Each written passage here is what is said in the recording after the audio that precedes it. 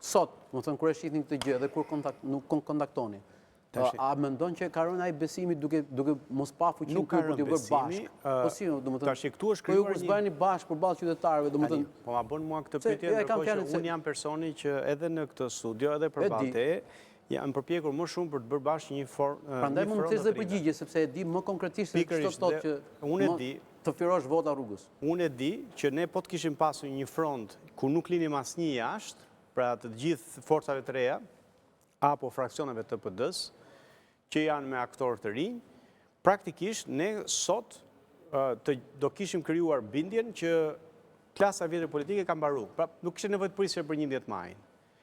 Thënë kjo, prap ne kemi arritur të krijojmë një front, është i vetmi front i të rinjve që është krijuar këtu. Pra është nisur nga thurje, është Shqipëria bëhet, është Lëviza për drejtat e punëtorëve, janë një grup që kanë ardhur nga diaspora. Do t'ishte shumë mirë të ishim gjithë, po tash me zor nuk i marrim dot. Ju as grupin fillestar të diasporës nuk e keni.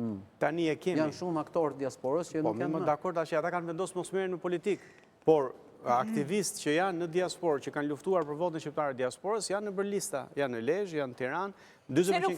Pse nuk funksionoi? Sepse ju thoni jemi përpjekur, po nuk të voton njëri për përpjekjet. Të gjithë përpiqemi çdo ditë, po të gjithë votohemi në një mënyrë ose në një tjetër, rankohemi diku për rezultatet, jo për përpjekjet. Po më kërkon llogari mua që e kemi krijuar një koalicion. Pra ne jemi një koalicion i të rinjve këtu.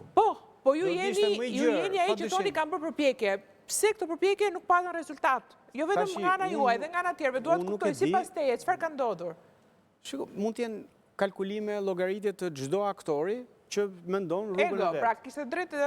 Mund të jenë dhe ego, mund të jenë dhe ego, mund të jenë dhe pala përballë. Shiko se kush është pala përballë? Tani, nëse ne do ishim bërë gjithë bashkë, a bim gjithë dakord që këtu Rama dhe Berisha do kishin mbaruar pa ardhur 11 maj? Jo.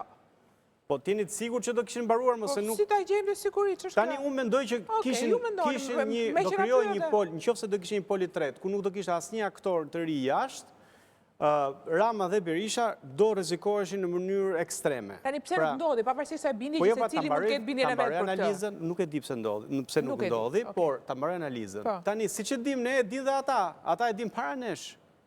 Dhe normalisht ata janë të interesuar që ne mos bëhemi bashkë. Pra ti thua, PDPS ishin të interesuar apo Partia e Re? Jo të PDPS, Sali Berisha, Edi Rama janë shumë të interesuar që të mos ketë asnjë front që praktikisht mund të.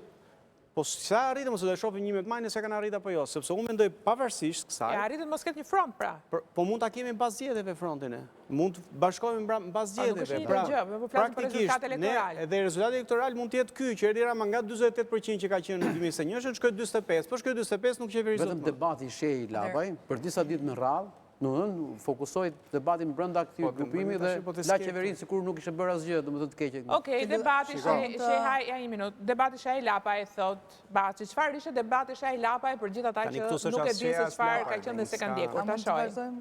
Jo, një minutë.